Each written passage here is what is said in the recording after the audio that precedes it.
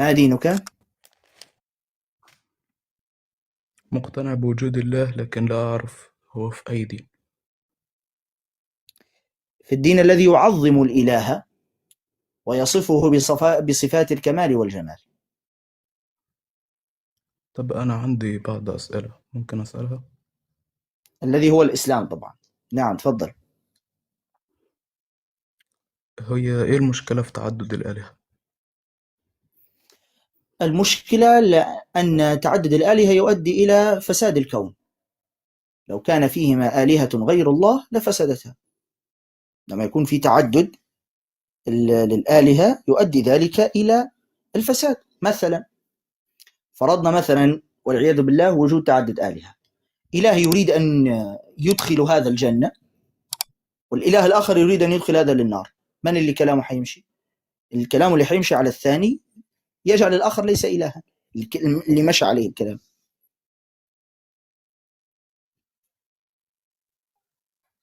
هم أكيد آلهة في الصوت يقطع. التفكير مش هيكون. الصوت يقطع. الصوت يقطع. بقول اللي أكيد بدل هم آلهة فيعني التفكير مش هيكون بالبشرية دي. لا، مش مسألة التفكير بهذه البشرية. الألوهية لا تتعدد كما أن الملك لا يتعدد. يعني هل رأيت في حياتك بلاد يملكها اثنان؟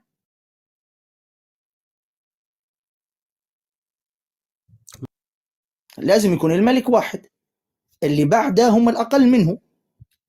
فكذلك الألوهية ولله المثل الأعلى، لا يكون الإله إلا واحدا، فهو المتصرف وهو الخالق وهو القادر على كل شيء. سألت مسيحي قبل كده في السؤال ده، بس رد مختلف، هو قريب بس مختلف. قال إن الإله المفروض غير محدود، فهو ما ينفعش اتنين يكونوا طبعا غير هو محدودين. النصراني يعني تظن هو سيدافع لك عن التوحيد؟ سيحاول أن يدافع عن الشرك بأي طريقة. تمام. طب مم. هو ليه الإله اللي موجود بيرسل الرسل، أو هو ليه يحتاج اللي هو يرسل الرسل؟ ومن قال لك محتاج؟ الله عز وجل غني عن العالمين. إرسال الرسل لفائدتنا نحن، ليبين لنا نحن، وليس هو محتاجا لهم. شيخ هذا الإله نصراني يكذب. لماذا نعم. الإله يحتاج اللي هو ينفعنا يعني؟ كيف؟ ليه الإله ممكن يكون ينفعنا يعني؟ كيف الإله يمكن أن ينفعنا؟ ماذا تقول أنت؟ أقصد يعني إيه حاجة الإله إنه ينفعنا؟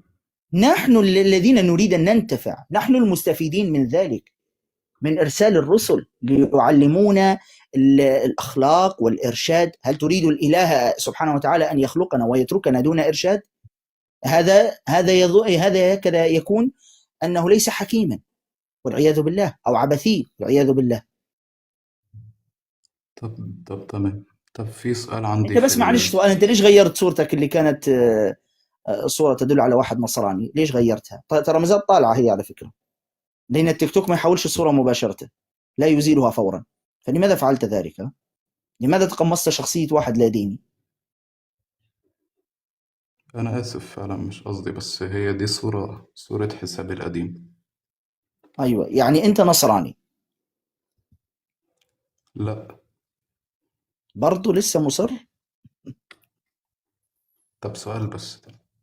برضو مصر على الكذب؟ طب خليك صادق وعادي نستمر في الحوار، ليه تكذب؟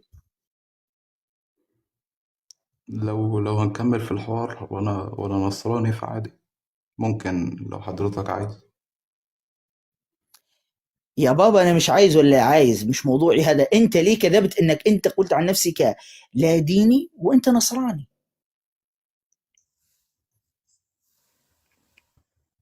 ليه؟ مكسوف من دينك يعني؟ لو مكسوف قول لي. أنا بس حابب أتكلم بحرية يعني بدون يعني. عشان ما تكلمش عن كتابك يعني. آه. حبيبي أنت، يا سلام عليك، يا سلام عليك. إيه الحلاوة دي؟ إيه الحلاوة دي؟ يعني أنت تريد أن تتهرب من الفلط اللي في كتابك؟ يعني المصائب التي في كتابك تريد أن تتهرب منها، وفكرني بقى أنا هعديها لك ومش هكتشفك، يعني صح؟ صح؟ صح. يعني أنت عارف أن دينك فيه مصائب وفيه كوارث يعني. أكيد. طيب ما تسيبوا هذا الدين وترتاح اللي فيه مصايب وكوارث. ما اديني بشوف اهو.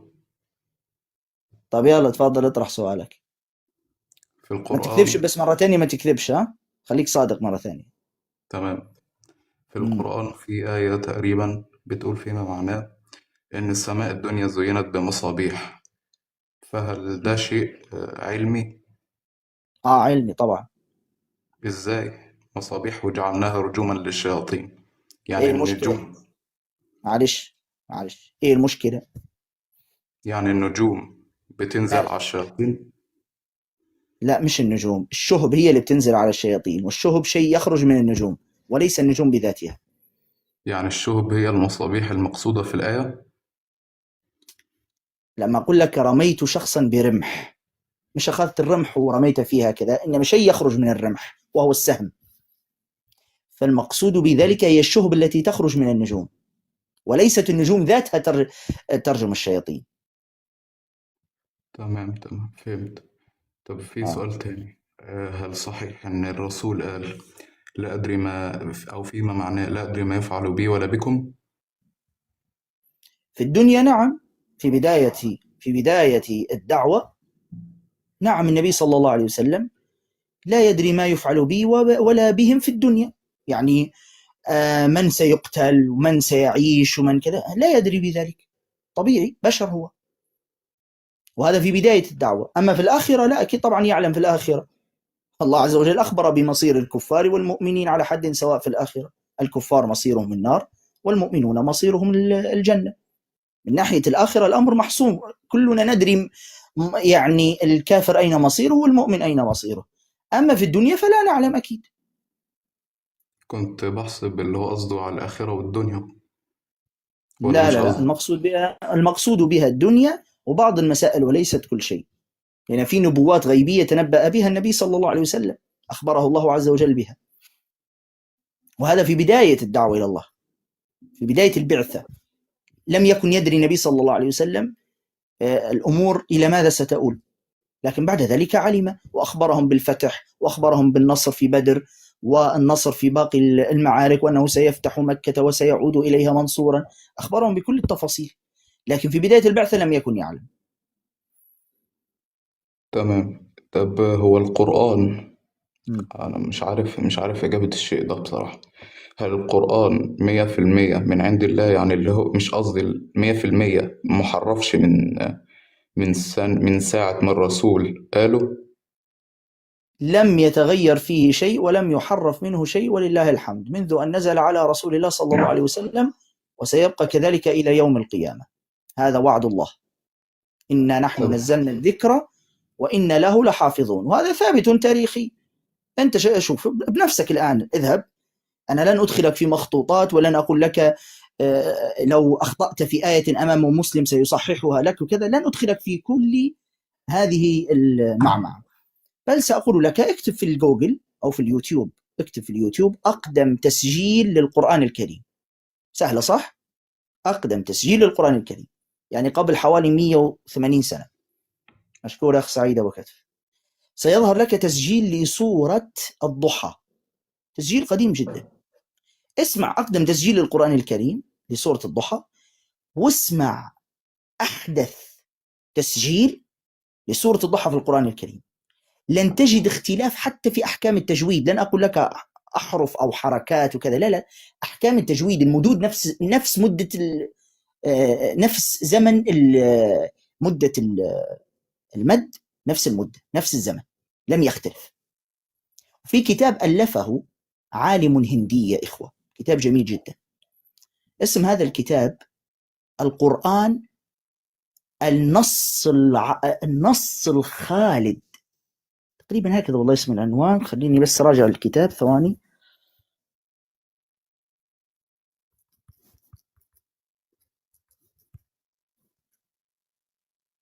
النص القرآني الخالد عبر العصور، اسم الكتاب هكذا، النص القرآني الخالد عبر العصور، ألفه عالم هندي.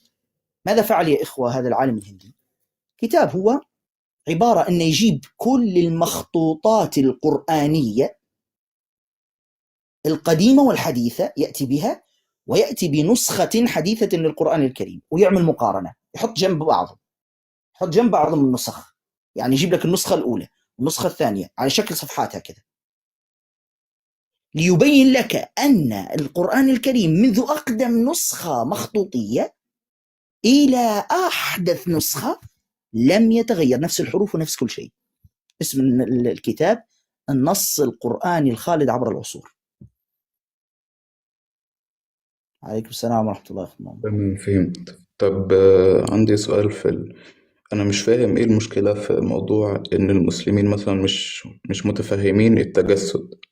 هل في مشكلة لو الإله مثلا تجسد، هل هو ما يقدرش؟ المسألة ليست مسألة عدم قدرة، المسألة هل التجسد أن الله يدخل في جسد إنسان هل هذا يليق بجلال الله عز وجل؟ المسألة لا تتعلق بالقدرة، إنما المسألة تتعلق هل هذا يليق بالله عز وجل؟ يعني أسألك سؤالا الآن، أنت من حيث القدرة قادر أنك تمشي في الشارع عاريا أم لا؟ من حيث القدرة قادر. هل تفعل ذلك؟ لا. لماذا؟ هل منعتك القدرة؟ ما منعتنيش، فهمتك. الذي منعك ماذا؟ أن هذا لا يليق بك.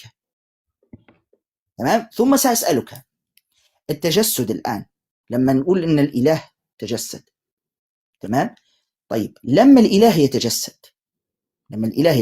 قبل ما الإله يتجسد كان كاملا أم ناقصا؟ إذا قلت كان كاملا، إذا قلت كان كاملا فإذا التجسد لم يضف أي شيئا، التجسد عبثي، لأنه لم يضف كمالا ولا فائدة. وإذا قلت أن الإله قبل التجسد كان ناقصا وكمل بالتجسد، فإذا أنت ماذا تقول؟ هكذا تقول أن الإله ناقص، وهذا لا يليق، كلاهما لا يليق. طيب الأمر الآخر، إذا المسألة على القدرة، طيب لماذا تجسد الإله عندكم؟ لماذا الإله تجسد؟ ما السبب؟ تجسد في شكل إنسان لماذا؟ ممكن تجيبني؟ أنا مش حابب أتكلم في المسيحية يعني، بس أنا بس كنت لا بس بسأل. أنت الآن تكلمت بصفة النصارى، الآن أجبني. النصارى يقولون أن الإله تجسد لماذا؟ ما السبب؟ عشان الخلاص. عشان الخلاص من الخطيئة، صح؟ عشان يغفر لهم الخطيئة، صح؟ أكيد. طيب أليس الإله قادر أن يقول لهم غفرت لكم دون هذا اللف كله؟ إذا تتكلم عن القدرة فالأولى أن يقول غفرت لكم دون الحاجة إلى أن يتجسد ويضعف ويموت ويضرب ويصفع ويحدث لهم ما حدث. ما هو زي الأسباب بالنسبة، يعني هو بيغفر لهم بالسبب. طيب السبب يجعله توبة، بسيط. ليش ينزل بذاته يتجسد في إنسان؟ ما يخلي الإنسان يتوب ويغفر له مقابل هذه التوبة. الصراحة ما عنديش رد. نعم، تفضل اطرح سؤالك الآخر إذا تريد. السؤال يعني هو يعني هل ليه الإله ما كانش يقدر مثلا يهدي البشر كلهم لو كان موجود؟ الإله سبحانه وتعالى قادر على كل شيء، لكن الله عز وجل خلق الإنسان حرا له إرادة حرة، فمن شاء فليؤمن ومن شاء فليكفر. فالله عز وجل جعل للإنسان مشيئة واختيارا، فلو جعل كل البشر على دين واحد إذا صار البشر هكذا بلا اختيار ولا إرادة، لأن ليس كل البشر يريدون البقاء على دين واحد، كل واحد يريد دينا، في من لا يريد دينا أصلا. فلو جعلهم كلهم على دين واحد صار الأمر إجباريا هكذا وإكراها، وهو قادر على فعل ذلك، لكن هذا يتنافى مع الإرادة الحرة للإنسان. الله عز وجل جعل مخلوقات أخرى بنفس هذا الشكل وهي الملائكة، جعلهم على دين واحد وعلى تصرف واحد ويقومون بنفس التصرف ولا يعصون الله ما أمرهم ويفعلون ما يؤمرون. جعل مخلوقات غير البشر يفعلون ذلك، لكن البشر ميزهم بالإرادة الحرة والاختيار، ثم بعد ذلك هنالك حساب في يوم القيامة ليحاسب كل شخص عما اختار. الله عز وجل قال: فمن شاء فليؤمن ومن شاء فليكفر إنا أعتدنا للظالمين نارا أحاط بهم سرادقها وإن يستغيثوا يغاثوا بماء كالمهل يشوي الوجوه بئس الشراب وساءت مرتفقا. تمام. طب هل في سؤال تاني؟ يعني هو سؤال أكيد اترد عليه كتير، بس أنا مش عارف، مش فاهمه من اللي رد عليه. أظن اللي أنا أفهمه منك إن شاء الله، وهو مين خلق الله؟ السؤال في حد ذاته خطأ. لماذا؟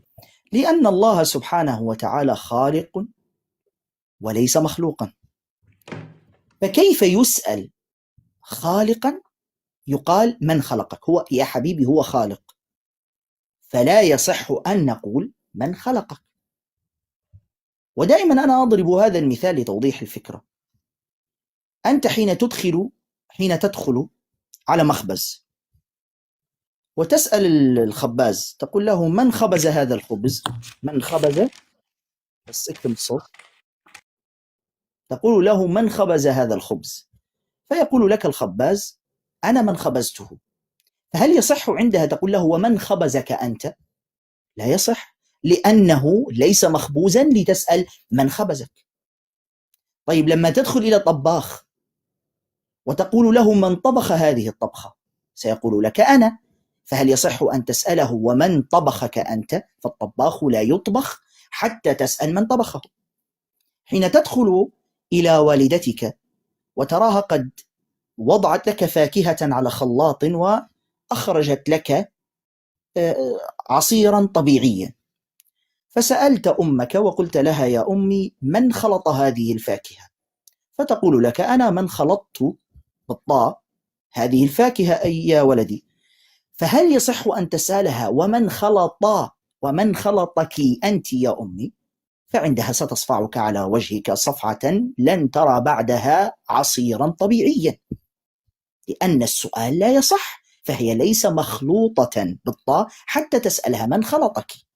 فالسؤال في حد ذاته ليس بصحيح. ولله المثل الأعلى، مثل ما تسأل وتقول: من خلق الخالق؟ يا ابني هو خالق، فكيف تسأل من خلق الخالق؟ لأن الخالق أزلي، والله عز وجل قال: لم يلد ولم يولد. طيب هذا الجانب الأول. الجانب الثاني، الجانب الأول بينا أن السؤال خطأ أساسا، لا يسأل. الجانب الثاني من الجواب أن وجود الكون ووجود الإنسان يدل على أن الله عز وجل ليس قبله شيء، وأنه لا بداية له. كيف ذلك؟ العلماء يا إخوة تكلموا عن موضوع إبطال التسلسل. ما هو إبطال التسلسل هذا؟ العلماء قالوا: بما أن هذا الكون موجود والإنسان موجود، فالله ليس قبله شيء. كيف؟ ضربوا مثالا لتوصيل الفكرة ولتوضيحها. قالوا: لو أن شخصا محكوما عليه بالإعدام وجاء الجندي لينفذ حكم الإعدام ويريد إطلاق الرصاصة، لكن هذا الجندي لم يطلق الرصاصة حتى يأخذ الإذن من الذي أعلى منه رتبة، والآخر كذلك لا يريد أن يعطي الإذن حتى يأخذ الإذن من الذي أعلى منه رتبة، وهكذا الأمر صار تدرجا، كل واحد يريد أن يأخذ إذنا من الذي أعلى منه رتبة. لو استمر هذا الأمر دائما، هل ستطلق الرصاصة؟ الإجابة لا. طيب متى ستطلق الرصاصة؟ تطلق الرصاصة حين يأتي الأمر من القائد الذي ليس قبله من هو أعلى منه رتبة. فالعلماء قالوا: بما أن هذا الكون موجود والإنسان موجود، فالله ليس قبله شيء. لأن لو مشينا على تسلسل: من خلق الخالق خلقه خالق، من خلق الخالق خلقه خالق، من خلق الخالق خلقه، من خلق الخالق، مش حننتهي على هذا الموضوع، فنمشي لسلسلة ما لا نهاية، فيؤدي ذلك إلى أن الكون ليس موجودا، لن يوجد ولا الإنسان يوجد. لكن وجود الكون ووجود الإنسان يدل على إيقاف هذه السلسلة، خلاص ما فيش شيء قبل الخالق سبحانه وتعالى. والعلماء قديما قالوا الواحد ليس قبله شيء، هذا عدد، يعني رقم واحد عدد وليس قبله شيء، فكيف بالخالق سبحانه وتعالى؟ هذا هو الجواب، والله أعلم. تمام، فهمت. طب عندي سؤال تاني. هل الإيمان بالدين بيساوي اللي هو التنازل على بعض الثوابت المنطقية؟ لا يوجد شيء اسمه يعني ثوابت منطقية، هذا أولا. لكن إذا تقصد الثوابت العقلية فهذه لا أيوة، تتنافى مع أقصد كده. الدين. الثوابت العقلية لا تتنافى مع الدين، لذلك العلماء قالوا أن العقل السليم لا يتناقض مع الوحي. العقل السليم لا يتناقض مع الوحي، ولا لا يتناقض مع النقل اللي هو الوحي، الكتاب والسنة. ولا يوجد في الإسلام، لا في القرآن ولا في السنة، ما ينافي العقل السليم. لكن مش تجيب لي عقل شمبانزي وتريد أن تحكمه على الشرع، لا. الشمبانزي عمره ما كان عنده عقل أصلا، وأنتم عارفين من هم الشمبانزي يعني. مم. طب هل أوجد الله نفسه؟ هذا السؤال لأوضحه لك، دعني أبين لك شيئا.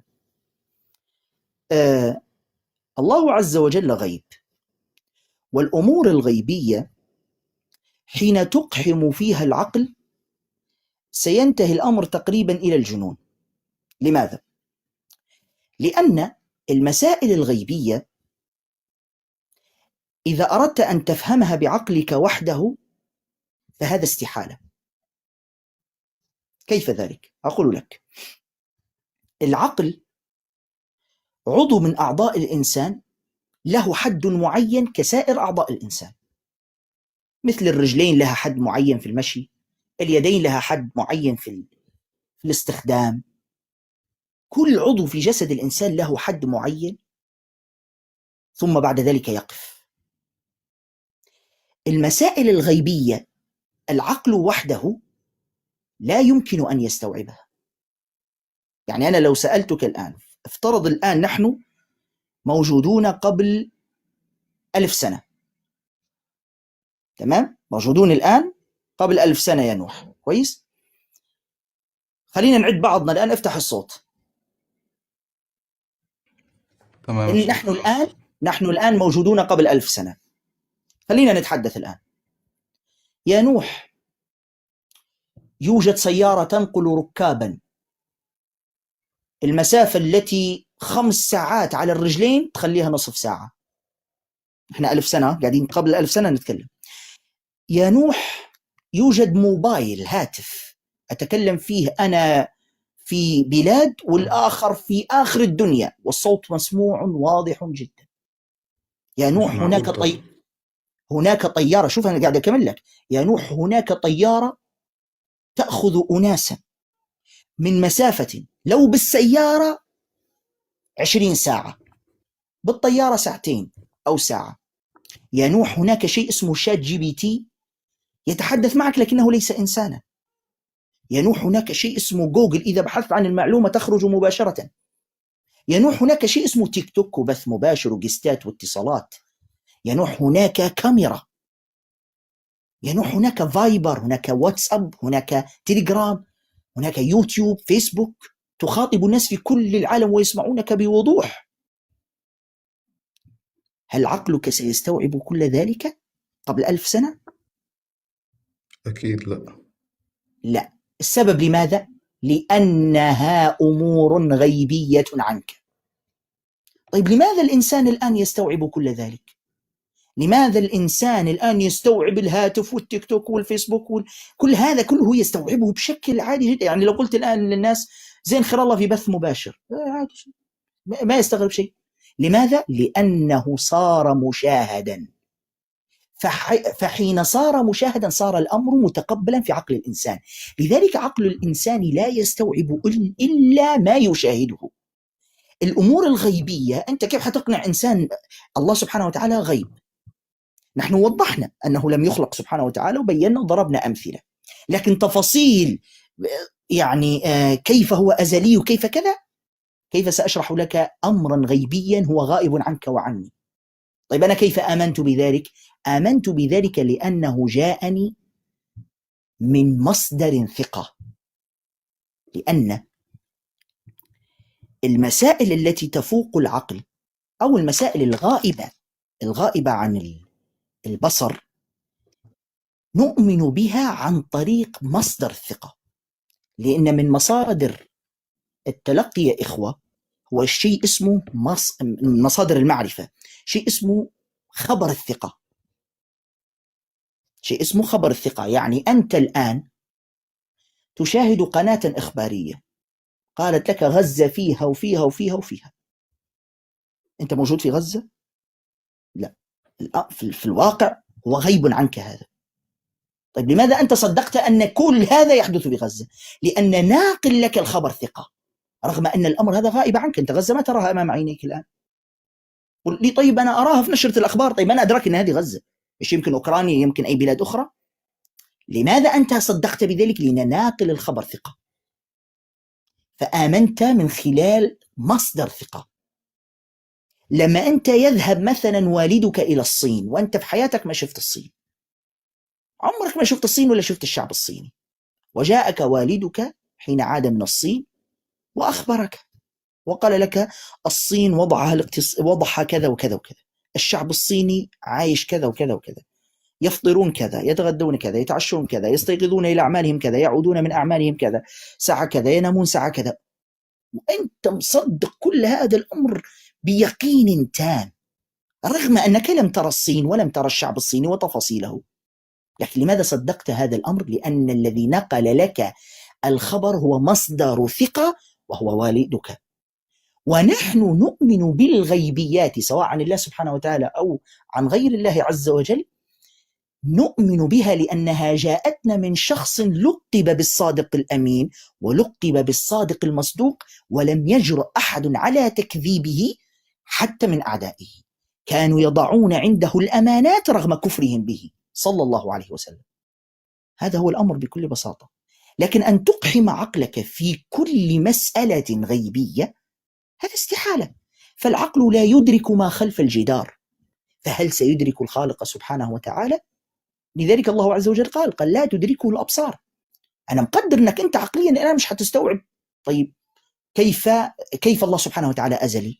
أنا مقدر أنك هذا كله مش هتستوعبه. مثل ما أنا أعطيتك مثالا قبل قليل أن نحن موجودين قبل 1000 سنة، ما استوعبت لا هاتف ولا ايباد ولا كمبيوتر ولا تيك توك ولا فيسبوك ولا شات جي بي تي ولا يوتيوب ولا واتساب ولا تليجرام. كل هذا ما استوعبته. انت الان لو رجعت بنا الى الزمن 10 سنوات الى الخلف واخبرتهم ان في شيء اسمه ذكاء اصطناعي يركب لك صور مع امرأة وانت مش معاها، لن يصدقك احد تقريبا. خلينا نقول قبل 20 سنة مش 10 سنوات، قبل 20 سنة. يقول لك معقولة؟ يعني ممكن واحد يركب لي صورة اني انا جنب امرأة وانا لست كذلك وكأنها حقيقية؟ ايه كأنها حقيقية، لان في شيء اسمه ذكاء اصطناعي. اللي قبل 20 سنة مش هيستوعب لك ايش اصلا الذكاء الاصطناعي هذا، لن يستوعب ولن يفهم ذلك. الان مستوعبين الناس هذا الامر. لماذا؟ لان خلاص الذكاء الاصطناعي صار امامهم فلذلك استوعبوه. هكذا الامر يا جماعة، ما تكلفوش عقولكم. هذه مشكلة الملاحدة الحمقى بمعنى الكلمة. الملاحدة يريدون تكليف عقولهم فوق طاقتهم فيؤدي بهم ذلك إلى الجنون. مع أن على فكرة الملاحدة يؤمنون بشيء اسمه نظرية التطور، وعادي مؤمن لك إن يؤمن عادي إن الإنسان اللي كان قرد تطور وصار بشرا، أو الكائنات البرية صارت كائنات بحرية. عادي يؤمن لك بهذه الأمور ومشي لك الوضع وزبادي في الخلاط. لكن لما تذكر له الأمور الدينية لا، هذا ما كانش عقليا. عقلي يعني ان الكائنات البريه صارت بحريه وان قردا صار انسانا، هذا عقلي طبعا. وتقول لي نظريه علميه والذي يعارضها اهبل يمارس الخرافة.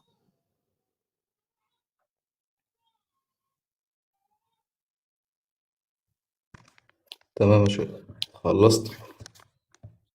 خلصت. تمام أنا فهمتك. في سؤال تاني برضه، كم ليه عندك سؤال؟ بعض، معلش والله، ليه في يعني ليه بيكون في صعوبة في يعني بس معلش أنا أسألك الدخول سؤال، في معلش قبل، أنا الجنة؟ اللي أسألك الآن. ماذا لو أجبت على كل أسئلتك؟ النتيجة ماذا؟ نحن نريد أن نعرف ما الهدف من هذه الأسئلة. أفهم، علشان أعرف. أنا مش عارف يعتبر يعني مش عارف أنا على إيه بالظبط. طيب ولو فهمتك، وهل تعتنق الإسلام إن فهمتك أو اقتنعت؟ أكيد، بس إن شاء لسه الله أنا جاي سنرى. أتكلم فيها، لأن الدخول إلى يعني الانتقال بيكون شيء صعب جدا. يعني مهم. مثلا لو بقيت مسلم فالدنيا كلها هتبقى ضدك. أنا دلوقتي في موقف. نعم أنا أقدر ذلك، لكن النتيجة ماذا؟ جنة عرضها السماوات والأرض. لذلك يحتاج الأمر إلى كفاح وتضحية. يعني هذا الأمر كله، يعني كل الأمر خطير، كل هذه الأمور خطيرة. حتى نحن كدعاة، لأننا نناقش أفكار حساسة. بعض البلدان لا نستطيع زيارتها،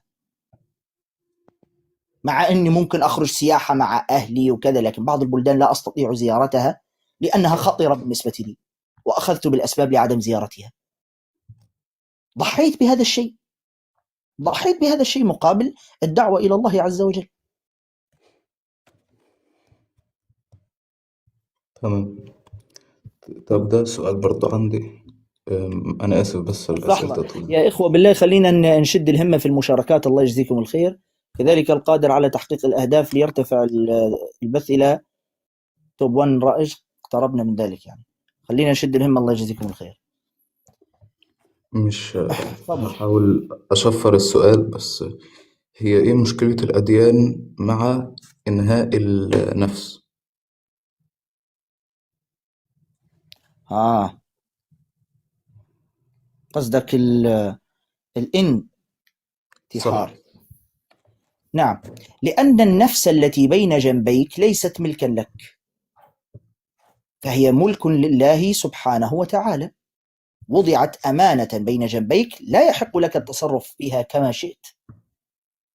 لذلك الله عز وجل جعل عقوبة ذلك عقوبة شديدة. فالنفس التي بين جنبيك ليس من حقك أن تنهيها كما شئت، لأنها أمانة. والله عز وجل تكلم عن من ينتحر وقال: بادرني عبدي بنفسه حرمت عليه الجنة. تمام. آه، هي إيه واجبات المسلم في الحياة؟ لماذا؟ واجبات المسلم يعني لو أنا مثلا بقيت مسلم، إيه الواجبات اللي هتبقى عليا؟ في شيء اسمه حقوق عباد، وشيء اسمه حقوق الله سبحانه وتعالى.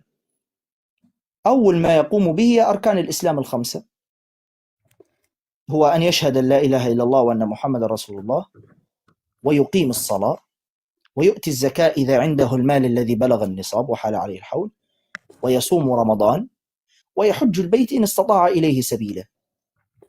ثم بعد ذلك يفعل كل ما أمره الله عز وجل به، ويتجنب كل ما نهاه الله سبحانه وتعالى عنه. هل في مثلا يعني تجمعات في المساجد أو حاجات زي كده؟ كيف يعني؟ هل في تجمعات في المساجد؟ يعني مثلا في مناسبات بتكون في المسجد أو حاجات زي كده، مثلا زي في المسيحية؟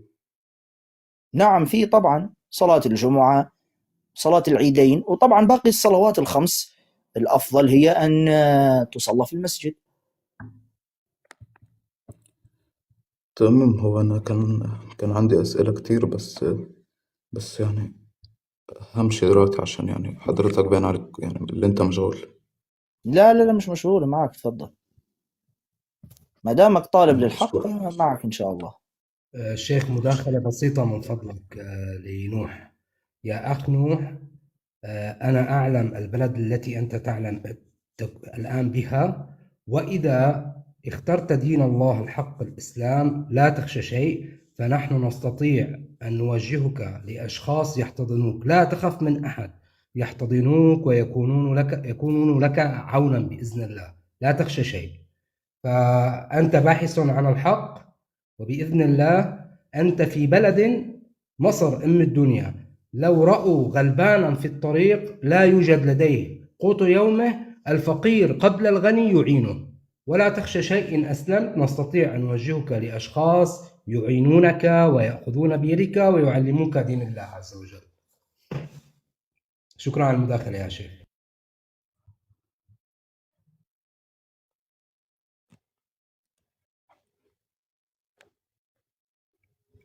إخواني بارك الله فيكم، قوموا بإعادة النشر والتفاعل مع الأهداف. بارك الله فيكم. انظروا كيف وصل صوت الحق الإسلام للناس وبدأت تتفكر وتتدبر.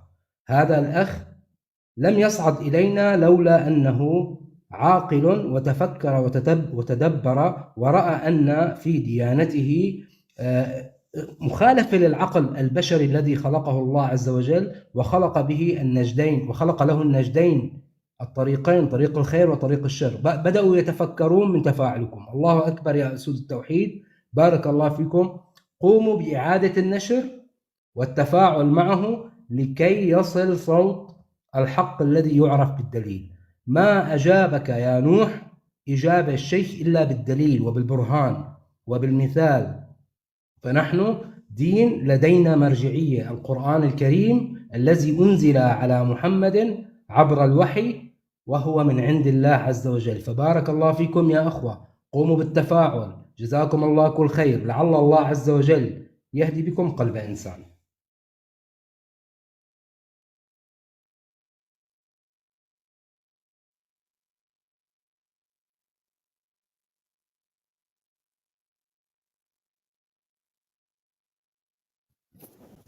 بسم الله، السلام عليكم. السلام ورحمة الله وبركاته. عليكم السلام. تفضل يا نوح، معك.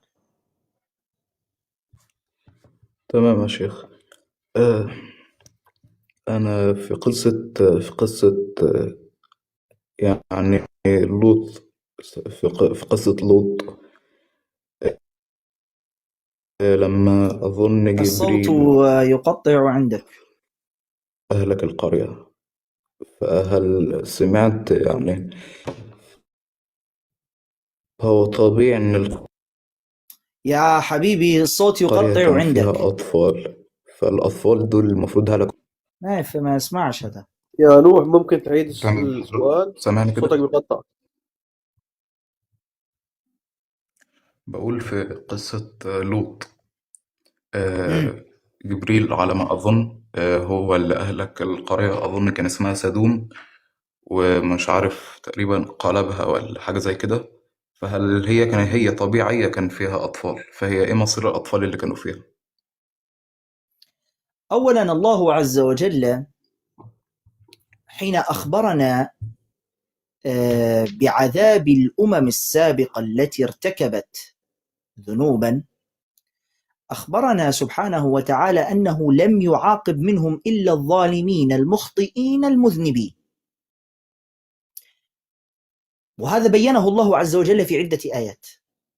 مثلا عن قوم صالح في سورة الشمس قال تعالى: فدمدم عليهم ربهم بذنبهم فسواها، يعني عاقبهم بذنبهم، عاقب المذنبين. مثلا عن قوم نوح قال تعالى في سورة نوح: مما خطيئاتهم أغرقوا فأدخلوا نارا. وقال تعالى عن قوم نوح كذلك: فلا تخاطبني في الذين ظلموا إنهم مغرقون. ظلموا. والطفل عندنا في الشريعة الإسلامية في جميع شرائع الأنبياء لا يعاقب لأنه ليس مكلفا ولا يذنب، حتى لو أذنب ليس مؤاخذا على ذلك لأنه طفل غير مميز غير مكلف. فالله عز وجل حين يعاقب أمة من الأمم قادر سبحانه وتعالى أن ينجي الأطفال منها، فهذا الله سبحانه وتعالى، وليس والعياذ بالله الكيان المحتل ولا غير عشان لما يقصف أطفال ونساء ويقصف، لا، الله عز وجل حين يعاقب الظالمين المخطئين وينجي الذين لا ذنب لهم، ينجيهم، فهو قادر على كل شيء سبحانه وتعالى. حتى في الزلازل والبراكين نجد أحيانا من تحت الركام يخرج الله أناسا على قيد الحياة، وأطفال أحيانا على قيد الحياة من الركام. تمام. هل الأحلام وبعدين ليها أساسا يعني قوم لوط ظاهر آيات القرآنية أنهم كلهم كانوا مصابون بشيء اسمه شذوذ ولا يقتربون من النساء، فلذلك النتيجة الطبيعية أن ليس عندهم أطفال. تمام. هل الأحلام ليها معاني في الأحلام يعني ليها معاني روحية في الإسلام؟ ما تدخلنيش في موضوع الأحلام والرؤى وكذا، فخلينا في الواقع هو الأهم. علشان أنا كنت حلمت بحلم، فسألت يعني شخص عارف، فبيقول لي اللي أنا حلمت بيسوع، فأنا بيقولوا لي كده. أنت حلمت بيسوع؟ أيوة، هم بيقولوا لي كده. طيب معلش سؤال بسيط، أنت إيه عرفك إن ده اللي يطلع لك هو يسوع؟ ما أنا سألته، اللي هو أنا حسيت يعني باطمئنان في الحلم، فهو قالوا لي اللي هو تمام، اللي هو يسوع. يا عزيزي سؤالي واضح، يسوع صفاته ليست مذكورة لا في الأناجيل ولا في الكتب الأولى للنصرانية، يعني صفاته غير معروفة. بس معلش اصبر عليه شوي عشان أفهم، اصبر عليه شوي. فصفات يسوع ليست مذكورة ولا نعرفها، تمام؟ بخلاف النبي صلى الله عليه وسلم، يعني لما نرى النبي صلى الله عليه وسلم في المنام، النبي صلى الله عليه وسلم مذكورة صفاته تفصيلا، سواء صفاته الخلقية أو حتى الخلقية مذكورة في السنة النبوية، تمام؟ فنحن نعرف صفات النبي صلى الله عليه وسلم، بينما يسوع المسيح مش مذكورة صفاته في الأناجيل إطلاقا. عادي جدا ممكن شيطان طلع لك وقال لك أنا يسوع وحاول يطمنك كذا، يطبطب عليك عشان يضلك، الأمر بسيط جدا يعني بالنسبة للشيطان. تمام.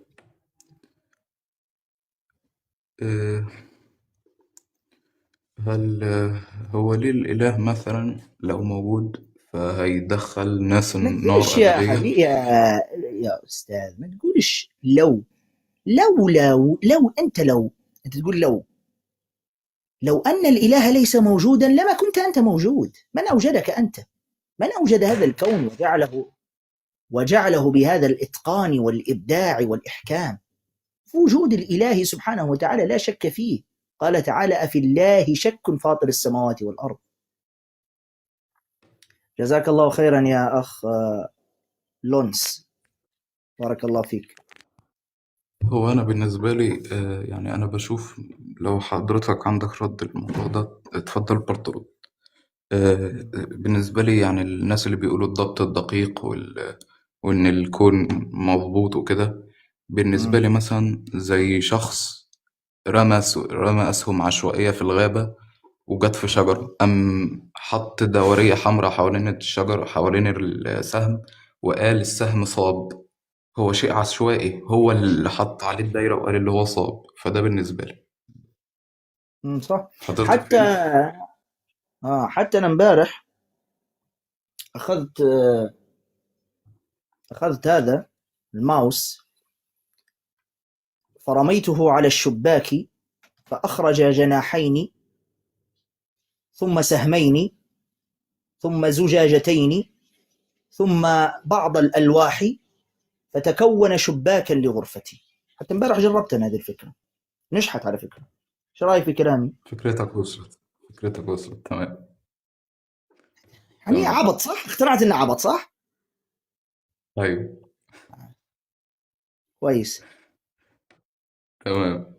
مم. طب عندي سؤال تاني، اللي هو لحظة بس، عشان كنت كاتب مجموعة أسئلة في ورق، فهرجع له لحظة. هو وش سؤال ثاني؟ هو سؤال يمكن 20. انت يا نوح، ده انت واكل محشي اسئله اليوم.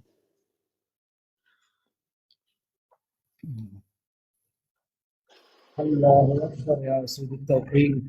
الله يخلف عليك، الله يخلف عليك، الله يخلف عليك يا راعي الأسد، الله يخلف عليك ويمدك من زود. يا شيخ أقول لك بصراحة، أنا دقيقة يعتبر بس يا أخي، نشكر الأخ. شكرا يا أخي زكريا، جزاك الله خيرا وبارك الله فيك.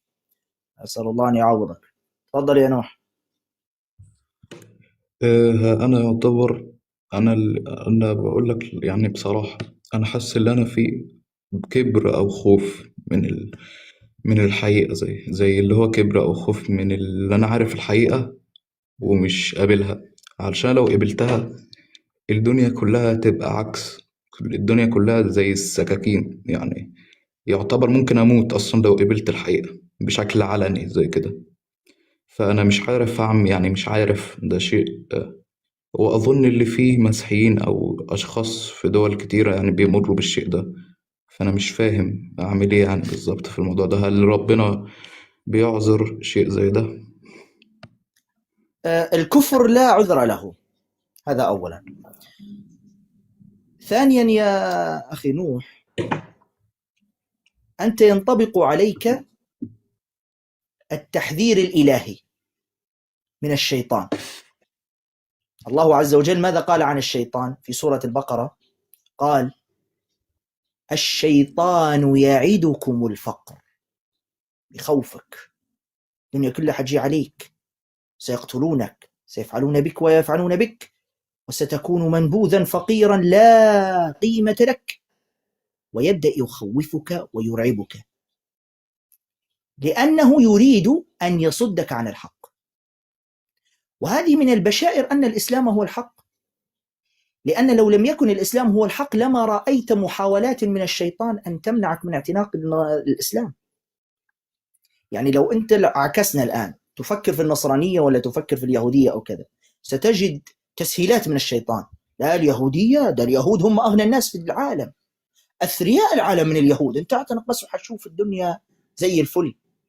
النصارى البروتستانت عندهم فلوس قد الدنيا وحيلمعوا لك الدنيا، ويبدأ يلمع لك حتى تتنصر أو تتهود.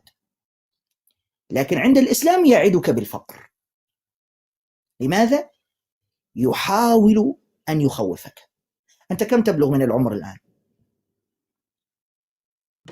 ممكن 20، دخلت على 20. أنت عائلتك نصرانية صح؟ اه. طيب،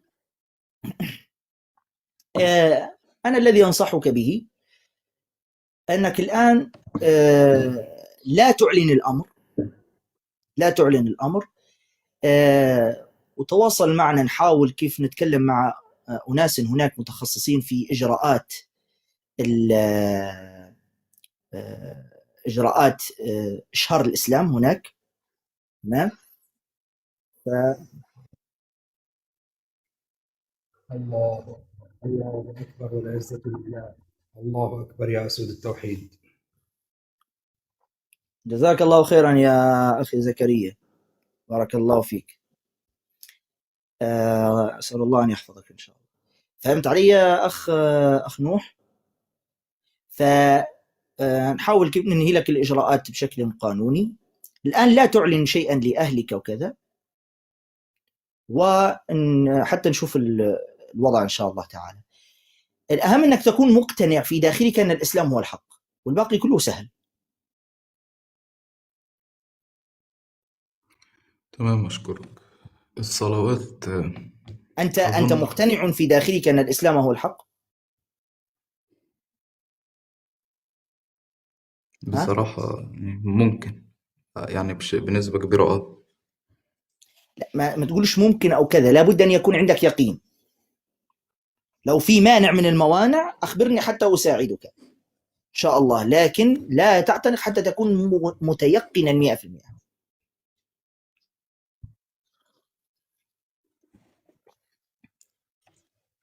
يا شيخ أنا سمعت من بعض أصدقائي، طب يعني برضو ده شيء أنت عامل لي بتتابعني؟ برضو أنت مشكلة. منذ متى تتابعني يا نوح؟ منذ متى؟ ممكن ممكن مثلا أسبوع. تابعت الفيديوهات اللي على الصفحة ولا لا؟ لا مش كلها. تابعت جزء منها يعني. أيوه. مم. طيب، وهل اقتنعت بها؟ ردودك منطقية بس برضو في حاجة لاحظتها، هو ساعات أسلوب حضرتك بيبقى مش كويس مع بعض الناس. أنا متفهم اللي ده مثلا عشان أنت متيقن أو اللي هما بيعملوا شيء، بس ده بالنسبة للشخص مثلا طيب، متشكك ممكن يرجع. أسلوبي معك كيف؟ بصراحة جميل. هنا الفرق. أنت شفت لي فيديو مع واحد، شي واحد مرشوم هكذا يسب الإسلام أو يسيء أو يراوغ، طبعا وإياك أخي زكريا، طبعا هذا مش هطبطب عليه يعني. لكن الذي يعني يريد الحق، يريد أن يفهم، يريد أن يستفسر، أكون أحن من أبيه. يعني أنا أكون أحن من أبيك. اعترف أمام الجميع، من أحن، أنا ولا أبوك؟ بصراحة في التعليق، في الحوار هنا. حضرتك. شفت بقى، ما أنا بقول لك، أنا عارف نفسي كويس. تمام. فأنا هذا أسلوبي مع طالبي الحق والذين يريدون الحق وكذا. لذلك بفضل الله عز وجل كثيرون من دخلوا الإسلام في البث المباشر هنا، ولله الحمد والمنة. لكن لما يجي واحد، لأني أنا يعني أنا صحيح لست كبيرا في السن، لكنني بدأت في هذا المجال صغيرا في السن، فاكتسبت خبرة لا تقل عن 10 سنوات في موضوع المجال، الحوارات وبتاع الشبهات وكذا، وأعرف من أحاور وكيف أحاور بفضل من الله سبحانه وتعالى. فأستطيع أن أميز من الذي يريد الحق فعلا ويبحث عن الحق، فهذا أعرف كيف أحتويه. لأني أنا دارس فقه دعوة من 2017 في الجامعة في ذلك الوقت. من أوائل المواد التي درسناها فقه الدعوة، متى تكون لينا، متى تكون شديدا. ولفيت على مشايخ كثر ولله الحمد من مختلف البلدان، واستفتيتهم في هذا الأمر في موضوع التعامل اللين والشديد، وأخبروني أن ما تسير عليه هو الأسلوب الصحيح. فلا لين مع من يتكبر على الحق ويسيء إلى الإسلام ويراوغ. احنا عندنا الإمام ابن القيم رحمه الله يعني أخبر، قسم الكفار إلى 3 أقسام. خلك من الناس اللي أنت منفر، أنت والله ما هو دارس لا فقه دعوة ولا عارف أقسام غير المسلمين في الحوارات ولا شيء. الإمام ابن القيم قسم الحوارات مع الكفار إلى أقسام: متى تحاور بالحكمة، ومتى تحاور بالموعظة، ومتى تحاور بالموعظة والحكمة معا، ومتى تحاور لا بموعظة ولا بحكمة بل بشدة. قرين هذا الكلام على العلماء وكذا، ولا قرين ولا عارفين أي شيء. فلذلك أنا بفضل الله عز وجل ماشي بأسلوب قرأته في كتب العلماء. فهمت علي يا أخي نوح؟ فهمت يا شيخ. يعني بصراحة فكرة الإسلام أو فكرة الانتقال لدين تاني فكرة مرعبة جدا، لدرجة إني يعني يعتبر خايف بطريقة كبيرة جدا إني مثلا. خايف من إيه؟ معلش. مش عارف، بس حاسس فعلا بخوف، خايف مثلا اللي أطلع غلط ولا حاجة. خايف لو من البيئة، لو من خايف لو خايف تطلع غلط، كان الشيطان حيسهل لك الامر ويقول لك اعتنق على طول، كان حيقول لك اعتنق الاسلام. لكن تصعيبات الشيطان ومحاولة إخافك من الشيطان لأنه يعلم أن الإسلام هو الحق، فلذلك يحاول أن يرعبك. ثم خايف تكون على غلط. طيب وين الغلط في الإسلام؟ أين هو الغلط في الإسلام؟ هات لي غلطة واحدة. شوف أنت الأسئلة اللي طرحتها ولله الحمد، يعني الله سبحانه وتعالى قدرنا وأعاننا على الإجابة عليها وأقنعتك بفضل الله عز وجل. أنت هذه الجلسة لو تجلسها مع نصراني استحالة يستطيع إقناعك. أنت بس اجلس مع نصراني جلسة عن الثالوث بس، بإذن الله أول ما تخلص الجلسة على أول عباسية. تعرف ايه معنى عباسية؟ صح؟ معاك اه. عارف ايه معنى عباسية ولا لا؟ ايوه. خلاص هذه النتيجة بعد. نحن زمان عندنا دكتور مشهور في مدينة بنغازي، توفي الله رحمه الله، اسمه علي الرويعي. فأول ما تقول للشخص هذا تبي لك علي الرويعي، معناها يعني أنا متخصص في يعني متخلفين عقليا وكذا. فلذلك لو أنت في ليبيا مثلا، تحديدا بمدينة بنغازي، وحاورت نصرانيا عن الثالوث أو أصول عقيدة النصارى، أول ما تخلص الحوار ستجد على الباب علي الرويعي، لو كان حيا، يعني هو توفي رحمه الله الآن، ستجده ينتظرك عند الباب. طبعا هذه النتيجة الطبيعية، تحاول نصراني في الثالوث تطلع متخلف عقليا.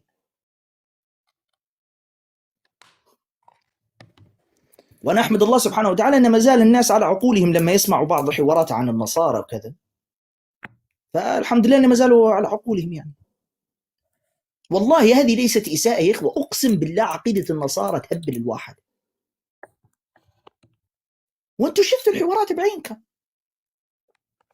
تحس ان الشبكه العنكبوتيه بتاع دماغك خبطت في بعضها. لكن لما تجلس مع متخصص مسلم يا اخي اقسم بالله تجد الشرح سلس، بس المهم يعني تقع فيه متخصص فعلا، مش انه هو ليس متخصصا في هذا الباب. تجد الشرح سلس، امثله منطقيه، اشياء واقعيه. النصراني واحد في ثلاثة وثلاثة في واحد، تحس انه بيعزمك على نسكافيه، مش يشرح لك في ثالوث. شيء واحد في ثلاثة وثلاثة في واحد الإله عندك. نحكي عن نسكافيه ولا نحكي على المعبود الذي تعبده؟ حتى أمثلتهم غبية زيهم. يضرب لك مثال بالكشري، مثال بالنسكافيه، مثال بالشمس، مثال بالإنسان، أمثلة زي وجوههم. فلذلك لا تخشى شيئا يا أخي نوح، وتوكل على الله فهو حسبك، واختر خلوة مع الله عز وجل في الثلث من الليل، وادعو الله سبحانه وتعالى أن ييسر لك بقلب صادق، أن ييسر لك أمرك، وأن يسهل عليك الطريق، وأن يلين قلوب أهلك عليك، وكذلك يلين قلوبهم ليتقبلوا الإسلام إن شاء الله، فلعل كذلك هم يسلمون، فلا تدري. فهمت علي؟ ونحن إن شاء الله حيكون بيننا تواصل بإذن الله، لو نطقت الشهادتين إن شاء الله إن نخلي واحد من المشرفين بإذن الله يضيفك في جروب المسلمين الجدد إن شاء الله. معلش لو في واحد مسؤول عن الجروب المسلمين الجدد ما زال فاعلين يا إخوة، ما زلتم ناشطين فيه، الأخ عبد الله أو بعض الإخوة اكتبوا لي في التعليقات لو ما زال في نشاط فيه، لأنه ما عادش ظهر لي أنا على التليجرام.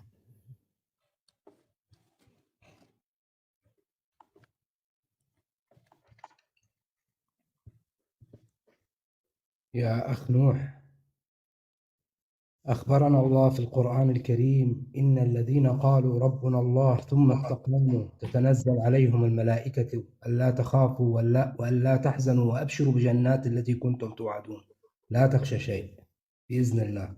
هذا وعد من نعم الله. طب نعم الشيخ، وأبشروا بالجنة التي كنتم توعدون. سؤال بس والله مش سؤال بس صغير. أنا دلوقتي لما أنا كنت يعني صغير أو مثلا لحد 15 سنة، كنت بكره الإسلام جدا. يعني بالنسبة أظن لكل المسيحيين كده، وكنا بنسب ممكن سيدنا محمد. نعم صلى الله عليه وسلم. فهل إيه. دي فهل دي حاجة مثلا أما في مغفرة على الشيء ده؟ نعم الإسلام يجب ما الإسلام قبله، فإذا أسلمت يغفر الله لك ما قد سبق بإذن الله تعالى، ورسول الله صلى الله عليه وسلم يعفو عنك بمجرد أنك دخلت الإسلام، فلو كان بيننا لكان فرحا بذلك ولغفر لك وسامحك وعفى عنك. أصل علشان سمعت اللي يسب النبي بيقتل. طبعا هذا في حال لم يتب من ذلك، ولكن مش أفراد الناس يقتلونه، بل يتولى ذلك ولي أمر البلاد أو من ينوب عنه في القضاء في بلاد المسلمين، يعني حتى لا يحدث هرج ومرج، يعني يحول الأمر إلى القضاء. تمام، فهمتك يا شيخ.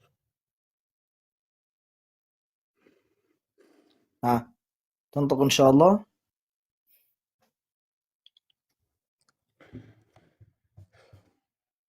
توكل على الله. يلا قل أشهد أن لا إله إلا الله أشهد أن لا إله إلا الله وأشهد أن محمدا عبده ورسوله وأشهد أن محمدا عبده ورسوله وأشهد أن عيسى عبد الله ورسوله وأشهد أن عيسى عبد الله ورسوله وكلمته ألقاها إلى مريم وروح منه وكلمته ألقاها إلى مريم وروح منه وأن الجنة حق وأن النار حق. وأن الجنة حق وأن النار حق. ما شاء الله تبارك الله. نسأل الله الله سبحانه أكبر. وتعالى أن الله يهديك وأن يثبتك وأن يشرح صدرك. الله يجزيك الخير يا أخي. الله أكبر. الله أكبر. الله أكبر ولله الحمد. الله أكبر. الله أكبر ولله الحمد. الله أكبر كبيرا والحمد لله كثيرا وسبحان الله. الله أكبر ولا إله إلا الله وحده لا شريك له. أهلا بك يا أخي في الإسلام. أهلا بك. الله يبارك فيك يا أخي نوح. طبعا أشكر الأخ زكريا جزاك الله خيرا. أسأل الله عز وجل أن يجعل ذلك في ميزان حسناتك ودعمك للبث، أن يجعله في ميزان حسناتك وفي ميزان حسنات جميع الإخوة الذين ساهموا في نشر البث سواء بالدعم أو بالتكبيس والمشاركات. جزاكم الله خيرا جميعا وبارك الله فيكم. أخي نوح بارك الله فيك. أولا لا ترد على أحد في الخاص، لا من مسلم ولا غير مسلم، لا ترد على أحد أبدا. تمام، هذا أولا. ثانيا تواصل مع الأخ محمد معنا أنت؟ صاحي تمام صاحي الحمد لله. الأخ محمد يراس ضيفة، تمام، يراسلك ويعطيك رابط. أنت عندك تليجرام ولا ما عندكش يا أخ نوح؟ ما عنديش. حمل التليجرام عشان نضيفك في جروب المسلمين. تمام. السجدة يا شيخ لله، السجدة لله. لا نعم إن شاء الله أنت من النصيحة بإذن الله نفع. يا أخ نوح، فأنت يا أخ نوح رد لي المتابعة. لازم تحمل التليجرام عشان نضيفك في الجروب المسلمين الجدد عشان نكونوا متابعينك. تمام تمام ماشي. تمام. وما لا ترد على أحد على الخاص إلا بس الأخ محمد لما يرسل لك. لأن عارف في نصارى قاعدين تحت ويجبنون على الحوار، فيدخلوا لك في الخاص على أساس يعني يلقوا شبهات وهذه الأكاذيب. لو فيهم رجل كان يدخل للقسط ويحاور. فلذلك لا ترد على أي رسالة على الخاص تأتيك أبدا. تمام يا أخ نوح؟ تمام. ولا تنسى تحمل التليجرام وتراسل الأخ محمد عشان يبعث لك الجروب بتاع المسلمين الجدد على التليجرام. اتفقنا إن شاء الله؟ تمام يا شيخ. بارك الله فيك وأسأل الله لك الثبات. جزاك الله خيرا.